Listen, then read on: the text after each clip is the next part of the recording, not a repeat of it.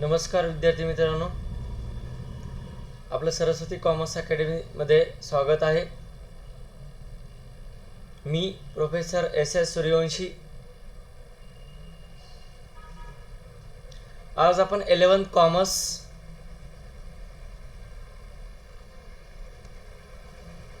मधील OCM या विषयाबद्दल चर्चा करणार आहोत. हे लेक्चर एक रिव्हिजनरी लेक्चर म्हणून असेल, ज्याच्यामध्ये तुम्हाला जो चॅप्टर आपण घेणार आहोत त्याच्याबद्दल बेसिक गोष्टी क्लिअर व्हाव्यात, या पर्पजसाठी हे लेक्चर आपण घेत आहोत. तर आपण मागच्या लेक्चरमध्ये पाहिलं की OCMचा लॉंग फॉर्म हा organisation of commerce and management असा आहे. OCM मध्ये टोटल 8 चॅप्टर आहेत असं आपण मागच्या लेक्चरमध्ये पाहिलं होतं आणि चॅप्टरचे नावही लिहून घेतले होते. आहे आठवणीमध्ये 8 चॅप्टर आहेत असं मी म्हणलं होतं. आठवण करा. जसं आठवण या शब्दामध्ये 8 येतं तसं OCM चॅप्टरमध्ये पण आपल्याला 8 चॅप्टर आहेत. There are total 8 chapters in the OCM subject. The first chapter is Introduction of Commerce and Business. Second one is Trade. Third, Small Scale Industry and Business. Chapter number 4, Forms of Business Organization. First, Forms of Business Organization. Second. Chapter number 6, Institutes Supporting Business. And chapter number 7, Business Environment. And chapter number 8 is Introduction to Management. लक्ष द्या, OCM organisation of commerce and management या सब्जेक्टमध्ये 3 concepts किंवा 3 वेगवेगळे subject येतात, हे तुम्ही अगोदर लक्षात घ्या. पहिला सब्जेक्ट कुठला आहे?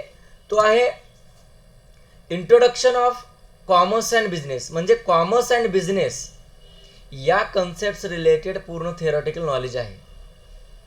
आणि दुसरा जो सब्जेक्ट आहे, जे इथं आपण चॅप्टर म्हणून बघतोय, भविष्यात तुम्हाला हा एक सब्जेक्ट असणार आहे, बिझनेस इन्व्हायरमेंट. आणि तिसरा जो चॅप्टर आहे म्हणजे कन्सेप्ट, पुढे चालून तुम्हाला तो एक सब्जेक्ट असणार आहे, ते आहे मॅनेजमेंट. ओके. कोणते कोणते 3 चॅप्टर आहेत? Number 1 commerce and business. बेटा त्याच्यामध्येच ना ऑर्गनायझेशन ऑफ कॉमर्स येतं. ऑर्गनायझेशन ऑफ कॉमर्स म्हणजेच organisation of business. Forms of business organisation. Forms of business organisation ही एक कन्सेप्ट झाली. Number 2 business environment. आणि नंबर 3 मॅनेजमेंट. अशा आपण टोटल किती कन्सेप्ट बघणार आहोत OCM मध्ये? तर टोटल 3 कन्सेप्ट आपल्याला पाहिजेत. चला तर मग आपण मॅनेजमेंट कन्सेप्ट पासून आपल्या OCM ला सुरुवात करणार आहोत. लक्ष द्या.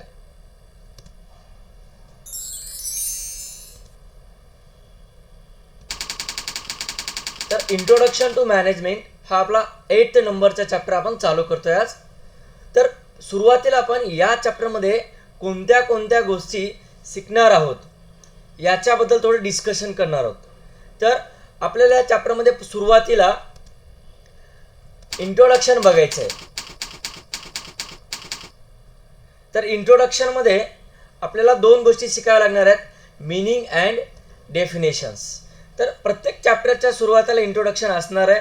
आणि इंट्रोडक्शनमध्ये आपल्याला काय बघावं लागतं, तर ज्याही कन्सेप्टचं आपण इंट्रोडक्शन बघणार आहोत त्या कन्सेप्टचं मीनिंग आणि डेफिनेशन आपल्याला बघायची असते.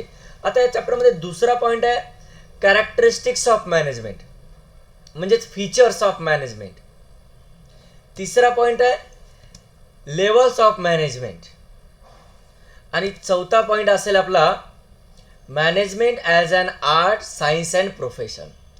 एकूण असे 4 पॉईंट आहेत. त्याच्यातले 2 जे पॉईंट आहेत, दुसरा आणि तिसरा, हे थिअरॉटिकल पॉईंट्स आहेत. ठीक आहे. याच्यावर थेरी क्वेश्चन जास्त असतील. आणि लास्टला जो आहे तो तो आहे डिस्टिंग्विश बिटवीन. तर वन बाय वन आपण पॉईंट बघणार आहोत. पहिला पॉईंट हा दुसऱ्या पॉईंटसाठी गरजेचा असणार आहे, लक्ष द्या. आणि दुसऱ्या पॉईंटमध्ये ज्या कन्सेप्ट बघणार आहोत ते आपण पहिल्या पॉईंटमध्ये लिहू शकतो इंट्रोडक्शनमध्ये. ठीक आहे, चला तर मग आपण इंट्रोडक्शनला सुरुवात करू. इंट्रोडक्शनमध्ये काय पाहणार आहोत, तर आपण मॅनेजमेंट हा जो वर्ड आहे याचा जनरल अर्थ काय येतो, त्याचं ॲप्लिकेशन काय आहे आणि तो शब्द कुठून आलेला आहे मॅनेजमेंट. तर इथं लक्ष द्या, मॅनेजमेंट हा शब्द त्या वर्डमधील मॅनेज हा जो शब्द आहे तो इंग्लिशमधील एक वर्ब आहे, इंग्लिशमधील वर्ब आहे जो मॅनेज म्हणून ओळखला जातो. आपण बऱ्याच वेळेस म्हणतो यावेळेस काहीतरी मॅनेज कर ना, तुला पार्टीला यावेच लागेल, तुला काहीतरी मॅनेज करावंच लागेल. तर मॅनेज हा आपण वर्ब म्हणून यूज करतो, जो इंग्लिशमधून आलेला वर्ड आहे. आणि तो इंग्लिशमधील word verb comes from the Italian word मॅनेगेर. द मीनिंग ऑफ मॅनेगेर इज टू हँडल.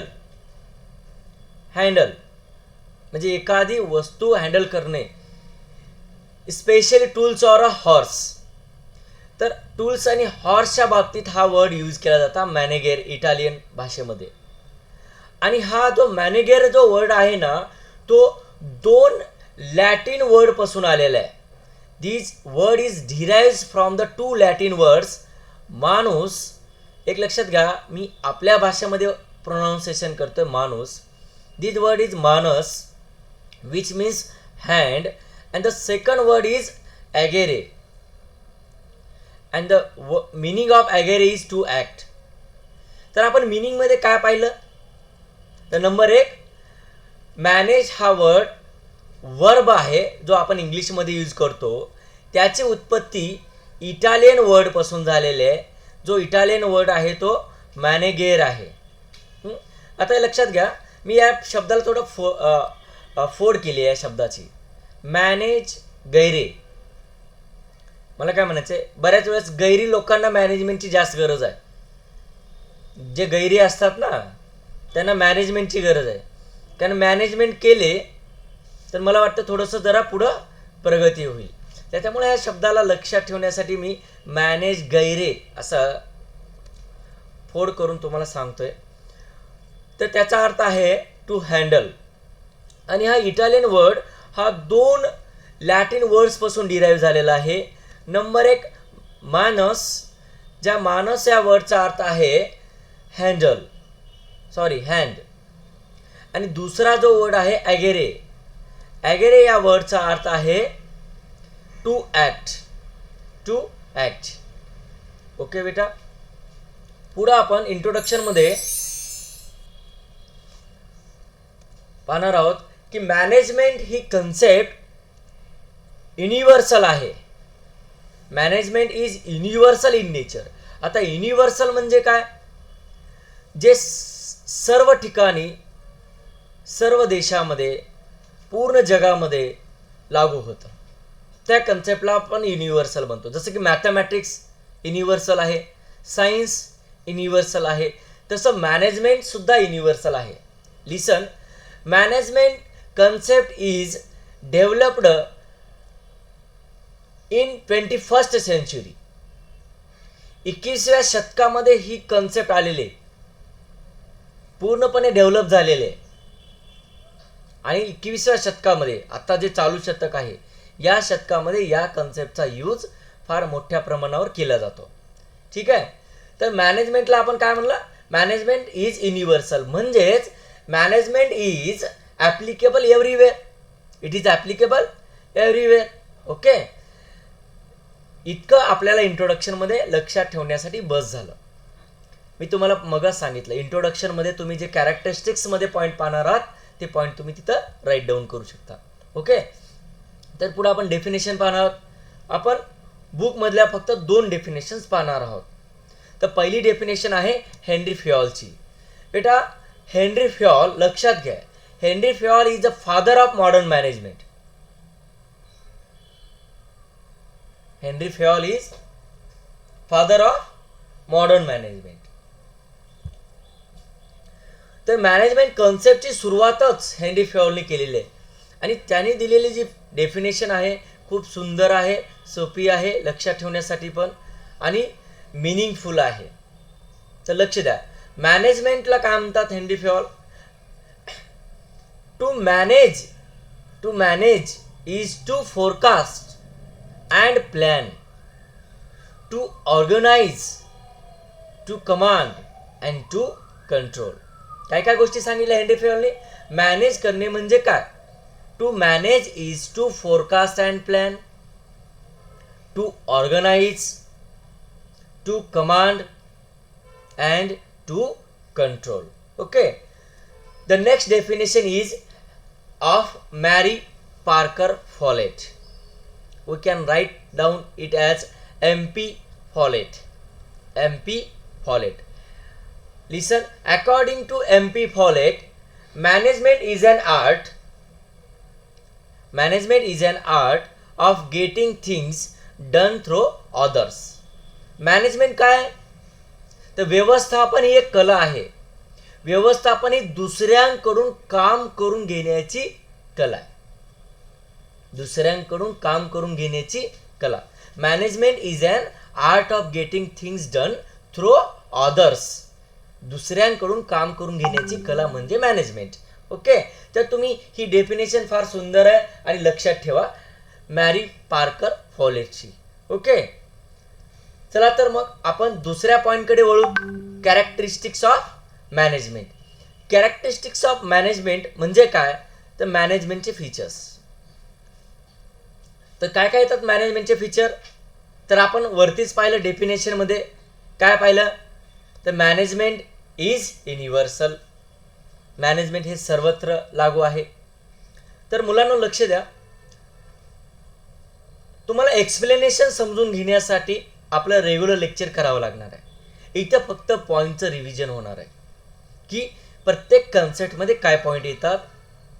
तर तुम्हाला त्याचं एक्सप्लेनेशन पूर्ण डिटेल पाहण्यासाठी रेग्युलर लेक्चर जॉईन करावं लागेल. प्लस हे पॉईंट कसे लक्षात ठेवायचं, त्याच्यासाठी मेमरी टेक्निक्स काय आहेत, त्याच्यासाठी तुम्हाला रेग्युलर लेक्चर जॉईन करावं लागणार आहे. आपण इथं पॉईंटचं फक्त रिव्हिजन करतोय. ठीक आहे. मग पहिला पॉईंट आपण कुठून काढला? जो आपण इंट्रोडक्शनमध्ये पाहिला होता. ठीक आहे. Second point is also explain the meaning of universal concept. कुठली युनिव्हर्सल कन्सेप्ट असते ना, ती फार डायनॅमिक असते. Management is dynamic. डायनॅमिक म्हणजेच काय?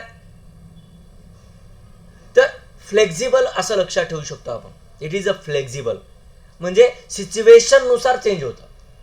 According to situation it gets change. Very dynamic. ठीक आहे. Point number 3, management is goal oriented. Management करतोच कशासाठी आपण? काहीतरी ध्येय ठरवण्यासाठी. म्हणून मॅनेजमेंटमध्ये आपण गोल्स ठरवतो. म्हणून मॅनेजमेंटला काय म्हणलं गेलेलं आहे? Management is goal oriented. Number 4, management is group activity. एक लक्षात घ्या, कुठलेही काम करण्यासाठी आपल्याला एकट्यानं काम होत नाही, आपल्याला ग्रुपमध्ये करावं लागतं. ठीक आहे. म्हणून मॅनेजमेंटला काय म्हणतो? Management is group activity. Okay. The 5th point is management is intangible. Intangible न दिसणार. मॅनेजमेंटला आपण बघू शकत नाही. उदाहरणार्थ, आपण मॅनेजमेंट समजून घेण्यासाठी आपण एक सुंदर उदाहरण घेणार आहोत, जे आपल्याला माहिती आहे. कुठलं उदाहरण? तर लग्न समारंभाचं उदाहरण. आपण लग्न समारंभामध्ये काय करतो? ही एक मोठी ॲक्टिव्हिटी आहे आणि ती ग्रुप ॲक्टिव्हिटी आहे लग्न समारंभ.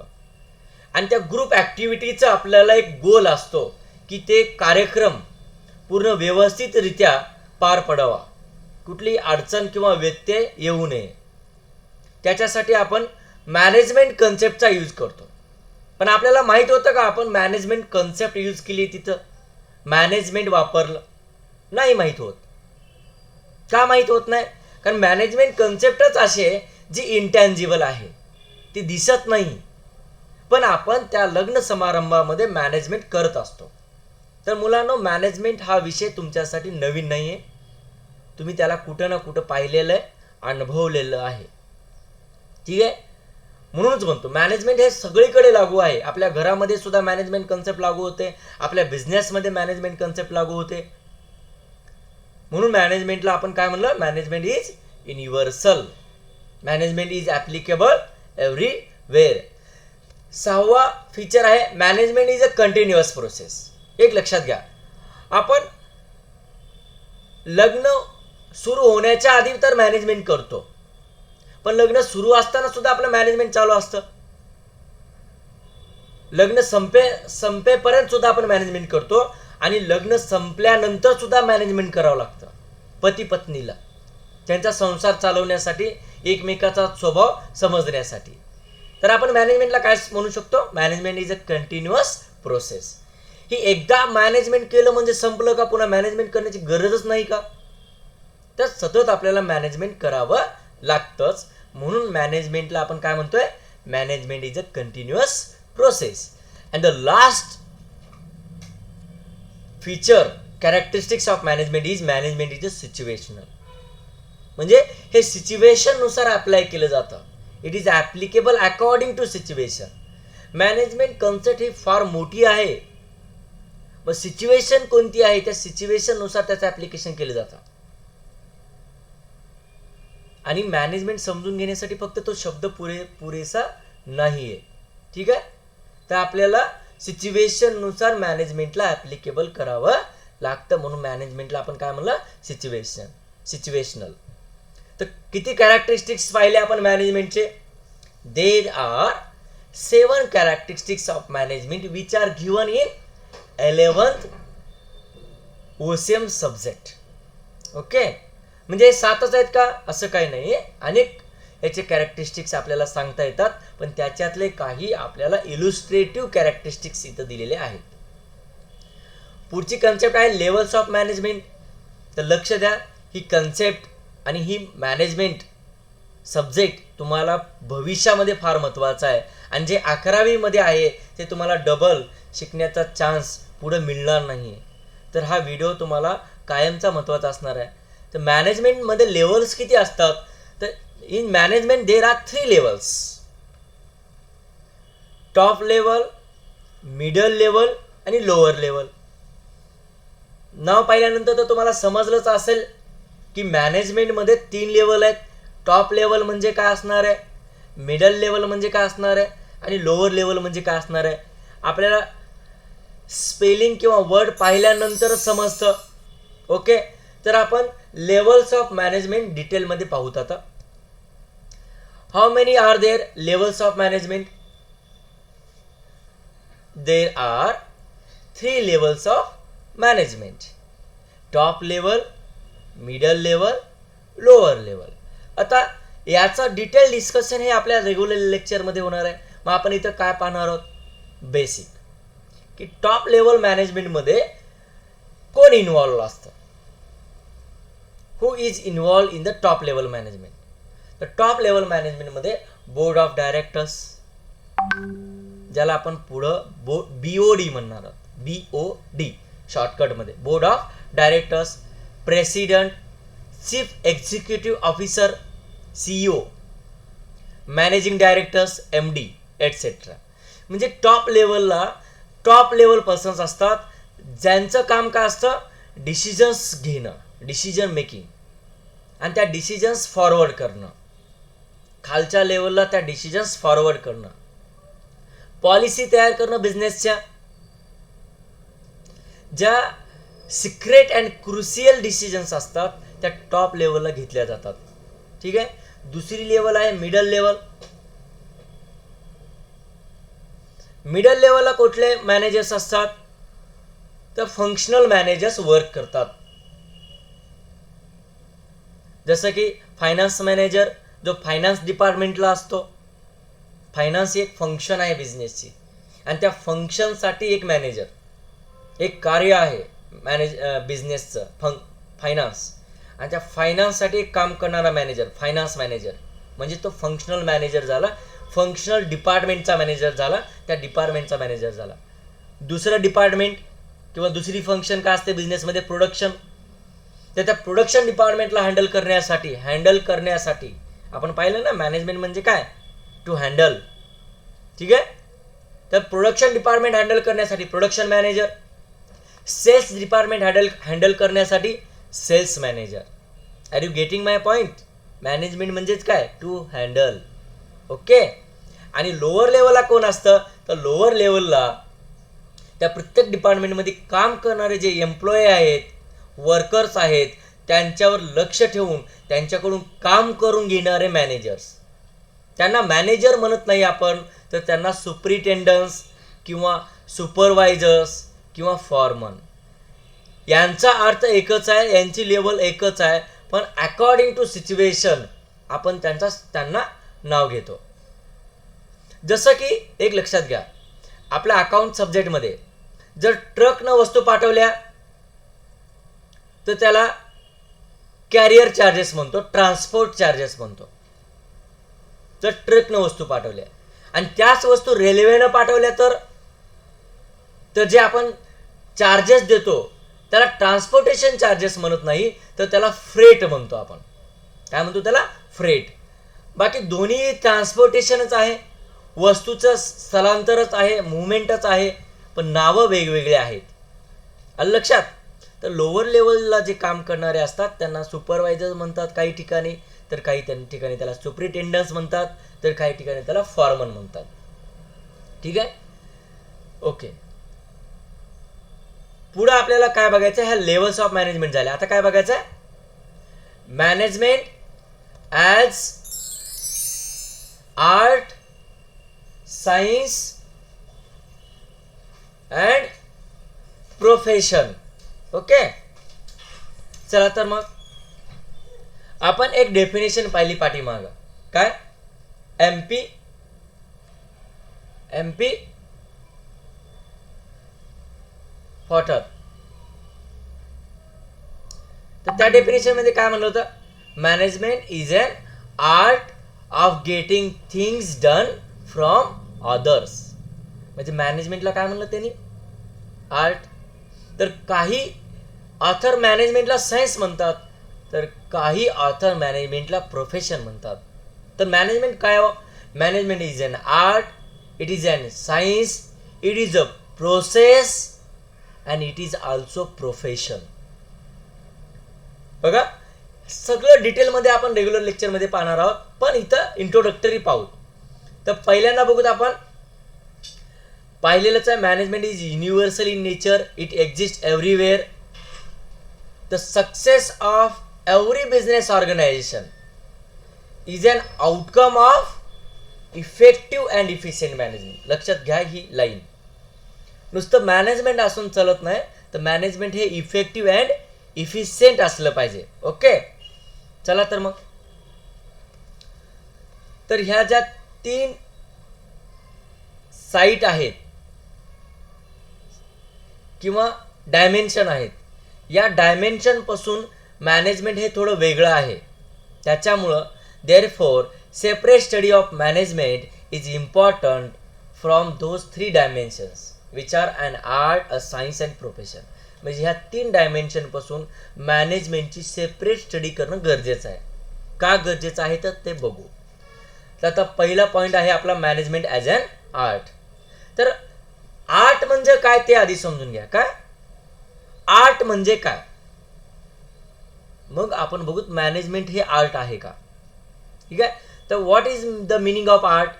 Art means application of knowledge. What is an art, it is an application of knowledge. लक्षात ठेवा, हा शब्द पुढं महत्वाचा आहे तुम्हाला. आर्ट म्हणजे, art means application of knowledge. नॉलेजचं ॲप्लिकेशन करणं म्हणजे बघा, कला. आपण डान्सिंग शिकतो, म्युझिक, सिंगिंग, बरेच प्रकारच्या कला आहेत आणि ते आपण शिकतो. आणि त्याला प्रॅक्टिकली अप्लाय करतो. म्हणजे ज्यावेळेस आपण एखाद्या स्टेजवर डान्स करतोय म्हणजे ते आपण ॲप्लिकेशन ऑफ नॉलेज करतोय. आपण जे नॉलेज घेतलेलं आहे डान्सिंग क्लासमध्ये ते तिथं आपण अप्लाय करतोय. ओके, तर आर्टचा अर्थ समजला असेल तुम्हाला. बाकी डिटेलमध्ये आपण जे काय आहे ते रेग्युलर लेक्चरमध्ये शिकणार आहोत. आता आपल्याला इथं मग मॅनेजमेंटला आपण आर्ट म्हणतोय. मग का म्हणतोय मॅनेजमेंटला art? What is the relationship between art and management? तर ते रिलेशनशिप समजून घेण्यासाठी आपल्याला काही पॉईंट्स बघावे लागणार आहेत. त्यातला पॉईंट नंबर 1 आहे पर्सनल स्किल्स. लक्षात घ्या. उदाहरणार्थ आपण उदाहरण घे, डान्सिंग. डान्स करण्यासाठी कोणी डान्स करू शकतं का? हो सर, करू शकतं. पण प्रोफेशनल डान्स येण्यासाठी आपल्याकडे स्किल्सच असल्या पाहिजेत. लग्न आपलं मॅनेजमेंट समजून घेण्यासाठी आपलं लग्न समारंभ हे उदाहरण आहे. पण त्या समारंभामधला डान्स तो स्किलवर बेस्ड आहे का? नाही. तर ते डान्स येण्यासाठी ती आर्ट, ती कला जमण्यासाठी आपल्याकडे पर्सनल स्किल असल्या पाहिजेत. तसंच मॅनेजमेंट जमण्यासाठी आपल्याकडे पर्सनल स्किल्स असल्या पाहिजेत. Management is also requires personal skills. Point number 2, creativity. Art means creativity. Art requires creativity. Similarly, management also requires creativity. Management करणं म्हणजे आपल्या डोक्यामध्ये काहीतरी येते ते म्हणजे नाही. एक नवीन आयडिया, नवीन क्रिएटिव्हिटी आपल्याकडे असली पाहिजे. कारण मॅनेजमेंटचं कामच काय आहे? एखादं काम सोपं करणं, काम फास्टमध्ये करणं, टाईम सेव्ह करणं, कॉस्ट सेव्ह करणं हे मॅनेजमेंटचं काम आहे. Saving of time and saving of cost. आणि तर तुम्हाला टाईम सेव्ह करायचा असेल तर तुमच्याकडे क्रिएटिव्हिटी पाहिजे. मग आपण हे लेक्चरसुद्धा मॅनेजच करतोय रिव्हिजन पर्पजसाठी. चला, रेग्युलर प्रॅक्टिस. डान्सिंग, तुम्हाला डान्स येण्यासाठी डान्समध्ये तुम्हाला क्रिएटिव्हिटी निर्माण करावी लागते आणि ते क्रिएटिव्हिटी आणण्यासाठी तुम्हाला रेग्युलर प्रॅक्टिस करावी लागते. आलं का लक्षात? डान्स ही पर्सनल स्किल आहे आणि त्याला डेव्हलप करण्यासाठी तुम्हाला रेग्युलर प्रॅक्टिस करावं लागेल. आणि रेग्युलर प्रॅक्टिस केलं तर तुमच्यामध्ये काय क्रिएटिव्हिटी निर्माण होते. लक्षात? तर जसं आर्टला क्रिएटिव्हिटी गरजेची आहे तसंच मॅनेजमेंटमध्ये सुद्धा रेग्युलर प्रॅक्टिस आणि क्रिएटिव्हिटी गरजेची आहे. पुढचा पॉईंट काय आपला? Personal abilities. बघा, डान्सिंग हे पर्सनल ॲबिलिटीवर डिपेंड आहे. बऱ्याच डान्सरचे तुम्हाला नाव माहीत असतील. सलमान खान ही मूवीमध्ये डान्स करतो, अक्षय कुमार ही डान्स करतो. पण दोघांचे डान्सिंगच्या स्किल सारखे आहेत का? दोघांचे डान्सिंगचे स्ट्रक्चर सारखं आहे का? नाही. ते दोघांच्या ॲबिलिटीवर डिपेंड आहे. त्याच्या पर्सनल ॲबिलिटीजवर डिपेंड आहे की डान्स कसं करायचं मूवीमध्ये. म्हणून आर्ट हे जसं पर्सनल ॲबिलिटीजवर डिपेंड आहे तसंच मॅनेजमेंट हे सुद्धा पर्सनल ॲबिलिटीजवर डिपेंड आहे. स्टेट बँक ऑफ इंडियाचा मॅनेजर आणि HDFC बँकेचा मॅनेजर दोघांची मॅनेजमेंट करण्याची स्किल सारखे आहे का? नाही. ते कशावर डिपेंड आहे? It depends upon their personal abilities. मग प्रत्येक व्यक्तीची पर्सनल ॲबिलिटी ही वेगळी असते, डिफरंट असते. Every persons management ability is different. Okay, the management is depends upon the personal abilities. Now there are only 4 points in the relationship between art and management. पुढे बघा, management as a science. What is the science? Same. What is an art? Art is an application of knowledge. कुठलं knowledge आपण apply करतो जे आपण science मध्ये study केलेलं आहे. What is the science? Science is a body of knowledge. Science is a body of knowledge. आणि जे आपण सायन्स मधलं नॉलेज आहे ते आपण प्रॅक्टिकली अप्लाय करणं म्हणजे आर्ट. एक लक्षात घ्या, आर्ट आणि सायन्स हे एकमेकावर डिपेंडंट आहेत. Art and science are complementary for each other. हम बने तुम बने एक दूजे के लिए. आपण आधी सायन्स शिकलं पाहिजे म्हणजे नंतर आर्ट जमतं आपल्याला. आधी नॉलेज घेतलं पाहिजे, मग ते नॉलेज अप्लाय करता येतं. लक्षात. तर आपण पुढे बघू, what is the relationship between science and management. What is the relationship between. आपण मॅनेजमेंटला सायन्स म्हणतोय. का सायन्स म्हणतोय? तर नंबर 1, सायन्स का असतं? Science is a systematic body of knowledge. Same management is also systematic body of knowledge. Science म्हणजे फिजिक्सचं knowledge आहे, केमिस्ट्रीचं knowledge आहे, अशा बऱ्याच सब्जेक्ट रिलेटेड नॉलेज आहे सायन्समध्ये. Mathematics, reasoning. तशा प्रकारे मॅनेजमेंटमध्ये पण बरंच नॉलेज आहे. जसं की प्रिन्सिपल्स ऑफ मॅनेजमेंट 12वीला शिकायचे. फंक्शन्स ऑफ मॅनेजमेंट 12वीला शिकायचे. कारण मॅनेजमेंट करण्यासाठी तुमच्याकडे ते नॉलेज गरजेचं आहे, जे आपल्याला 12वीमध्ये आहे. 11वीमध्ये फक्त आपल्याला बेसिक नॉलेज आहे मॅनेजमेंटचं. मॅनेजमेंट म्हणजे काय, लेवल्स ऑफ मॅनेजमेंट आणि मॅनेजमेंटची कॅरेक्टरिस्टिक्स. आपल्याला 12वीमध्ये प्रिन्सिपल्स आणि फंक्शन्स शिकायचे आहेत. आणि लक्ष द्या, तिथं खूप सारं नॉलेज आहे.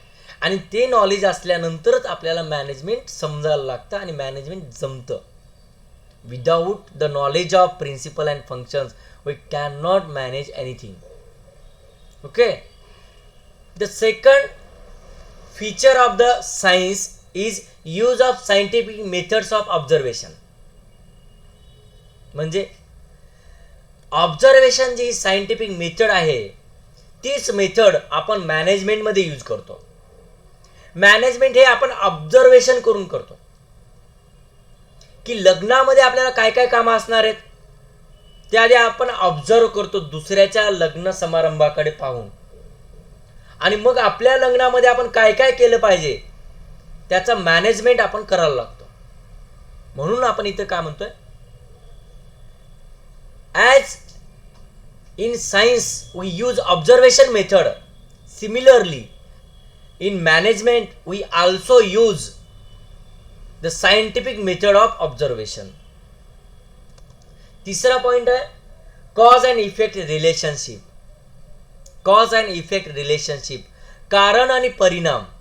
एक लक्षात घ्या, सायन्स मध्ये एखादा रिझल्ट आपण काढतो, तो रिझल्ट येण्यामागं काहीतरी कारण आहे. म्हणजे उदाहरणार्थ लिटमस पेपरची टेस्ट असते, एक लिटमस पेपरची टेस्ट. मग लिटमस पेपरचा कलर बदलतो किंवा बदलत नाही. का बर? जर तो आम्लधारी पदार्थ असेल तर लिटमस पेपरचा कलर बदलतो, आणि जर तो आम्लधारी पदार्थ नसेल तर त्याचा कलर बदलत नाही. मग जसं सायन्समध्ये कारण आणि परिणाम याचे रिलेशनशिप सांगितली जाते, कॉज अँड इफेक्ट रिलेशन, काय केल्यामुळं काय होतं, तसं management is also based on cause and effect relationship. तुमचं success effective and efficient management केलं तर आहे, नाहीतर नाही. पुढचा point, universal applicability of principles. लक्ष द्या, फिजिक्स, केमिस्ट्री, मॅथ, बायोलॉजी याच्यामध्ये जे प्रिन्सिपल्स आहेत, ते प्रिन्सिपल्स हे जगात सगळीकडे सेम आहेत. Similarly the principles of management are also same, universal at the world level, at the global level. सगळीकडे ते प्रिन्सिपल्स ऑफ मॅनेजमेंट हे युनिव्हर्सल आहेत, सेम आहेत. ओके.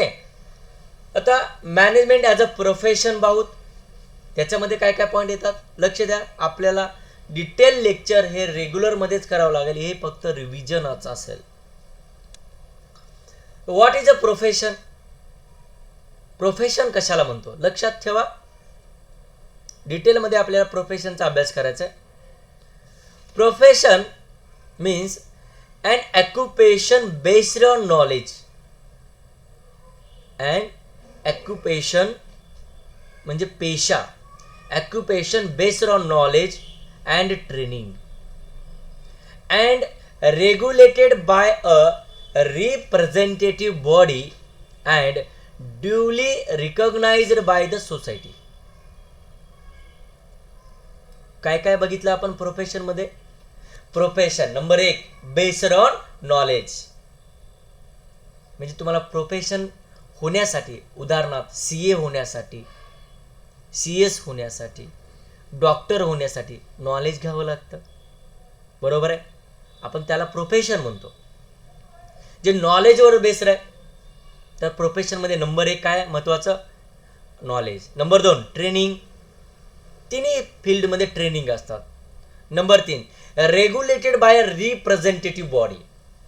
बघा सीए हे जे प्रोफेशन आहे ना, या प्रोफेशनला रेग्युलेट करण्यासाठी एक बॉडी आहे, त्या बॉडीचं नाव आहे ICAI. ICAI ही बॉडी रेग्युलेटरी बॉडी आहे जी सीए वर कंट्रोल ठेवते. देशामध्ये जेवढेही सीए आहेत, चार्टर्ड अकाउंटंट्सला कंट्रोल करण्यासाठी, गाईड करण्यासाठी, पूर्ण प्रोफेशनचं मॅनेजमेंट करण्यासाठी एक रेग्युलेटेड बॉडी आहे. मग प्रोफेशनमध्ये बॉडी असते, रेग्युलेटेड बॉडी. आणि नंबर 3 त्यांना समाजामध्ये मान्यता असते, रिकॉग्नाइज्ड बाय द सोसायटी.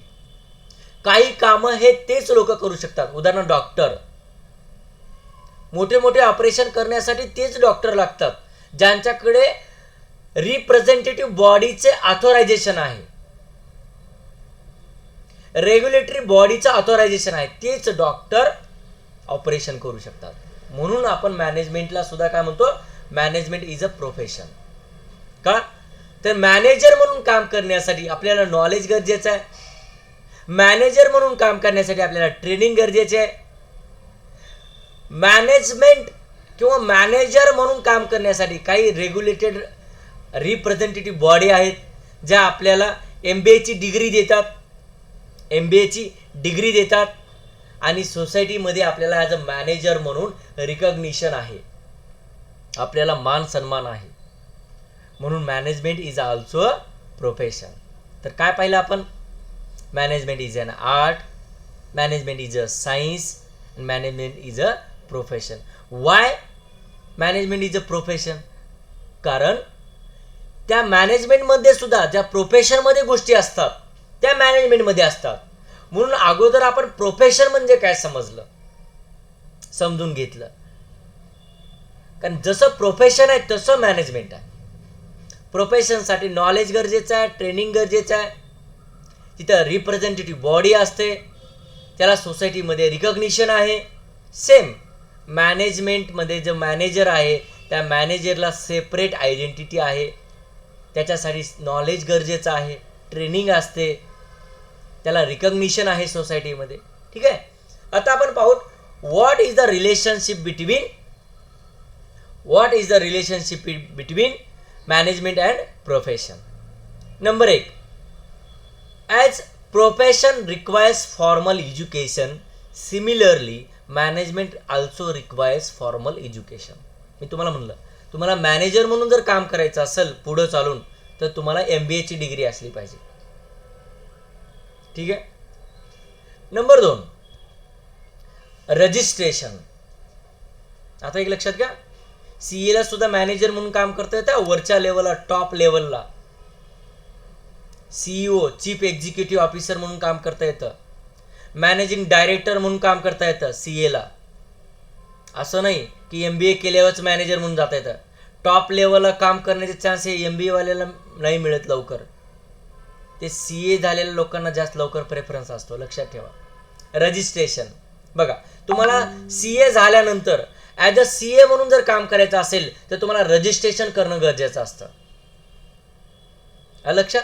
मग जसं प्रोफेशनमध्ये रजिस्ट्रेशन करण्याची गरज आहे तसं मॅनेजमेंटमध्ये सुद्धा रजिस्ट्रेशन असतं. नेक्स्ट रेस्ट्रिक्टेड एंट्री रेस्ट्रिक्टेड असते. CA कुणालाही CA म्हणून काम करता येतं का? नाही. त्याच्यासाठी नॉलेज गरजेचं आहे, डिग्री गरजेचं आहे, ट्रेनिंग गरजेचे आहे आणि रजिस्ट्रेशन गरजेचं आहे, तरच आपण CA म्हणून काम करू शकतो. तसं मॅनेजमेंट म्हणून मॅनेजर म्हणून कुणालाही काम करता येईल का? नाही. तिथं एंट्री रेस्ट्रिक्टेड असते. Number 4 expertise. As a profession, as a doctor म्हणून काम करायचं आहे, ॲज अ CA म्हणून काम करायचं आहे, तर तुमच्याकडे एक्सपर्टाईज नॉलेज असलं पाहिजे, एक्सपिरियन्स असला पाहिजे, तरच तुम्ही ते काम करू शकता चांगल्या प्रकारे. मॅनेजर बनण्यासाठी सुद्धा तुमच्याकडे एक्सपर्ट नॉलेजची गरज आहे, एक्सपर्टायझेशनची गरज आहे आणि एक्सपिरियन्सची गरज आहे. And the last point is code of conduct. लक्षात ठेवा, हा पॉईंट फार महत्त्वाचा आहे. Code of conduct. Code of conduct म्हणजे काय? तर तुम्हाला काम करत असताना रूल्स अँड रेग्युलेशन्स असतात. डॉक्टर म्हणून काम करत असताना तुम्ही कसं केलं पाहिजे, तिथं रेस्ट्रिक्शन्स आहेत, कोड ऑफ कंडक्ट आहेत, त्या रूल्सनुसारच काम केलं पाहिजे. रूलच्या बाहेर जाऊन काम करता येत नाही. आणि ते कोड ऑफ कंडक्ट कोण तयार करतं? तर रिप्रेझेंटेटिव्ह बॉडी तयार करत असतात. ठीक आहे, तर हा एक इंट्रोडक्टरी चॅप्टर होता. थँक्यू. पूर्ण व्हिडिओ बघून घ्या.